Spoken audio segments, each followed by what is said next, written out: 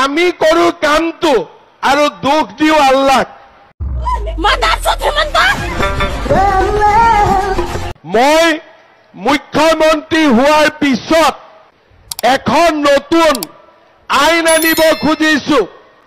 এগৰাকী মায়ে, আমাৰ অসমত বহুত মানুহ আছে, গিৰিয়েকে এগৰাকীক বিয়া কৰালে, 3-4 বছৰ পিছত আৰু এজনীক বিয়া কৰায়, 10 বছৰ পিছত আৰু এজনীক বিয়া কৰায়। এনেকুৱা মানুহ আছে যোনে ঘৰত 4 গৰাকীকৈ ঘৈণীয়েকক বিয়া কৰাই লৈ আহিছে। এই নৱেম্বৰ মাহত মই নতুন এখন আইন আনি আছো। কোনোবা গিৰিয়েকে এগৰাকীতকৈ যদি বেছি ঘৈণীয়েকক বিয়া কৰাই 7 বছৰ জেলত যাব লাগিব।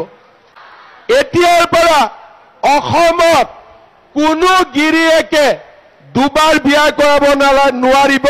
প্ৰথম বিয়া কৰাতেও ভাবি চিন্তি বিয়া কৰাব। কেতিয়াও ঘৈণীয়েকক ঘৰত থাকোতে আৰু এগৰাকীক লৈ আহিব নোৱাৰিব। আৰু যদি লৈ আহে 7 বছৰ জেলত বহি তেওঁলোকে নিজৰ জীৱন কটাব লাগিব। আমাৰ এবছৰ বা 1.5 বছৰ পিছতো আমাৰ ঘৰত যাতে বাচ্চা 3টাতকৈ বেছি নহয়। বুজি পালেনে নাই?